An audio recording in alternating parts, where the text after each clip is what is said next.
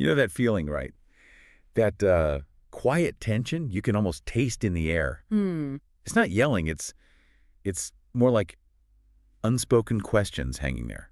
Like when a big decision is looming or the market just shifts overnight. Yeah, or maybe the CEO announces some huge pivot out of the blue. Exactly, and you suddenly realize the person who's supposed to have the map, they're figuring it out just like everyone else. Mm. Certainty just evaporates. And that moment, when the clarity fades and the path forward gets really murky, that's exactly what our sources dig into today. We tend to want leaders who offer guarantees, Yeah, right? that's course. But these sources argue something quite different. They basically assert that uncertainty doesn't actually destroy leadership. It reveals it. Okay, reveals it. Let's unpack that because Uh, the mission for this deep dive is really to figure out how you lead others with confidence when you don't have all the answers, when the strategy itself might be shifting.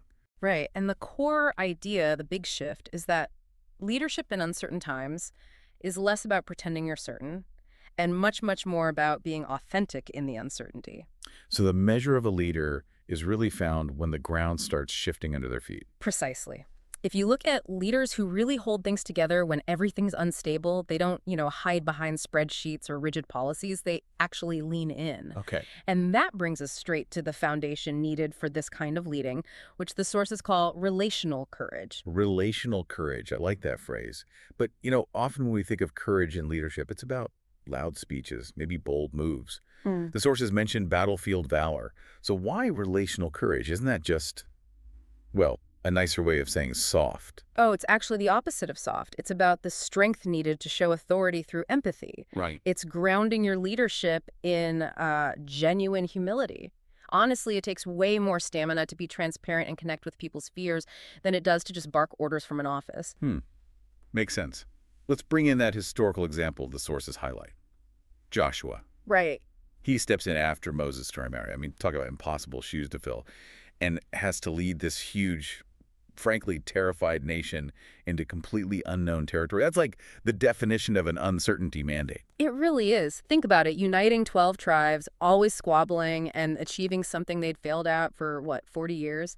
His success wasn't down to just being dominant or super charismatic. It was this relational courage. He led by being present, by actually prioritizing the well-being and the growth of his people. Which sounds a lot like servant leadership. Exactly. That's the essence of it. Leading beside people, not just commanding from afar. So the core principle here is Right. people need more than just the plan, the what and when. They need to feel seen, like their leader gets their struggles, hears the anxieties, and still believes in the shared purpose, even when everything outside feels chaotic. Absolutely. You have to build that emotional safety first before you can even talk effectively about strategy. Think about it. If your team is spending all their mental energy worrying about layoffs, or if their work even matters anymore, how much focus do they have left for the actual mission? Very little, I imagine. Right. Unity doesn't come from cracking the whip. It comes from building that deep human connection, that trust. That's the real payoff, the relational dividend. Okay, so if relational courage is the bedrock, what are the practical things leaders need to do? The sources talk about 3 pillars, right? Let's start with the first one, courageous communication. Yeah. Courageous communication. This is the absolute lifeline. And it's crucially not about that vague, cloying optimism, the kind of toxic positivity some leaders fall back on. Mhm. It's about honest confidence. Honesty about what's really happening combined with real confidence in the team's ability to handle it together. Okay, give me a modern example. Say a leader has to announce restructuring, maybe even downsizing. The instinct is often to downplay it, Mm-hmm. soften the blow. Well, yeah, but downplaying it just kills trust instantly. Courageous communication here means being really clear about what you do know, like, yes, the budget cut is definite, and equally clear about what you don't know yet. We haven't finalized the new team structures, but here's when we expect to have an update. So you acknowledge the anxiety directly. Absolutely. You say something like, look, we know this creates uncertainty, and many of you are worried about your roles. We take that very seriously. Here's the situation as it stands today, and here's our commitment for the next communication. That draws a clear line between fact and fear. And you mentioned anchoring back to the why. Always. The shared purpose, the mission that's the anchor when the waves are high. If people believe deeply in the why, they can tolerate a messy how for quite a while.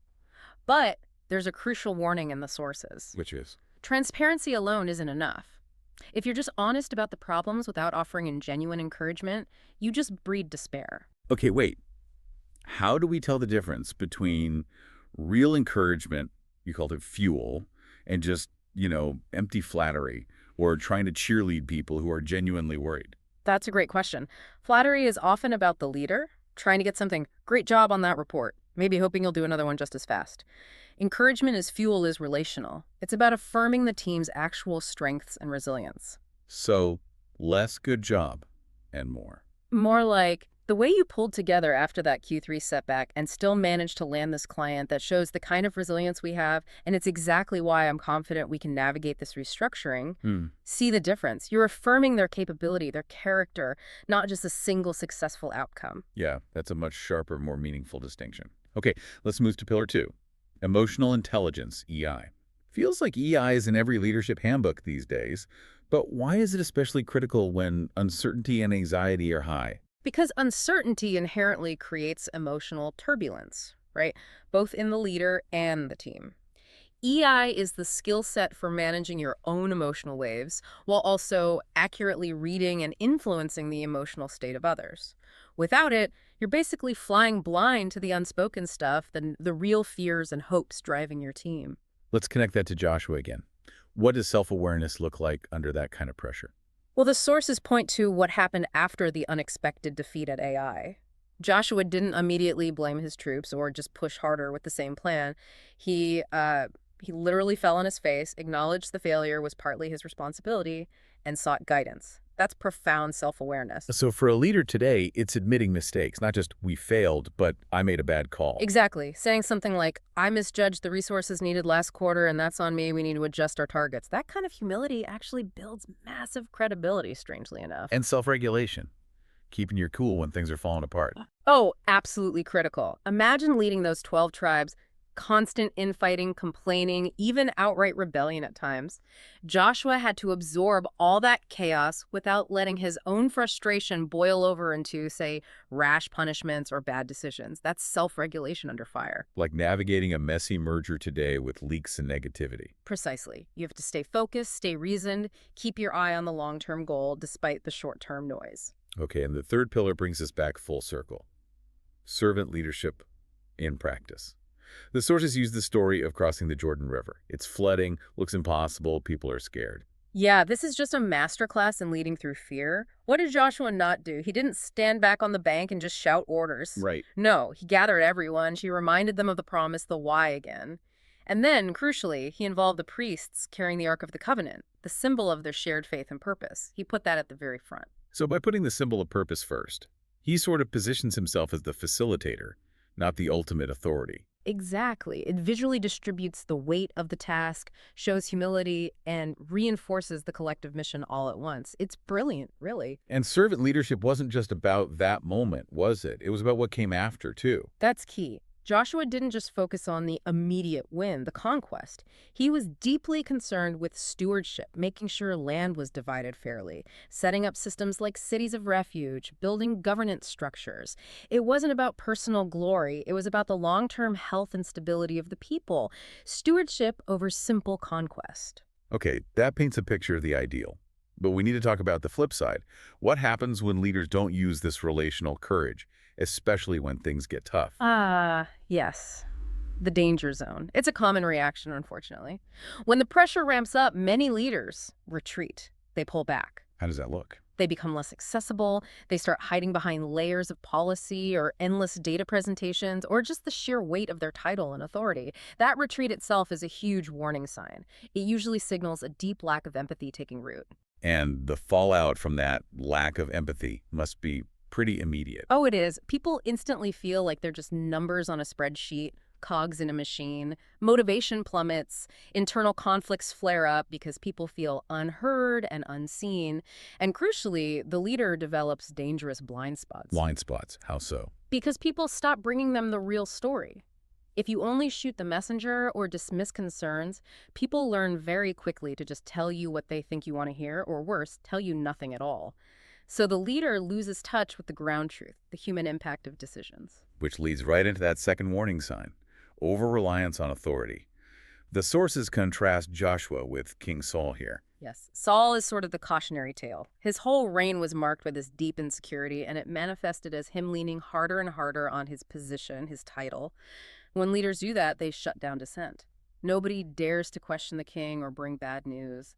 Innovation, forget it. It creates an echo chamber around the leader. Totally. But what's maybe the most damaging long-term effect of ruling by fear? It cultivates fragile loyalty. People follow Saul because they're afraid not to, not because they believe in him or the mission. So the second a stronger leader appears or the political situation changes, poof, that loyalty vanishes. Because it was never really loyalty to begin with. Exactly. It was compliance based on fear. And ultimately, the leader who relies only on authority becomes isolated. They lose the collective wisdom of their people, and eventually they lose their effectiveness because the team is just following the title, not the actual vision. Okay, this is all incredibly insightful. Let's bring it right into today. Yes. Say I'm leading a team, maybe remotely, going through some big tech change. Collaboration feels strained. The future isn't totally clear.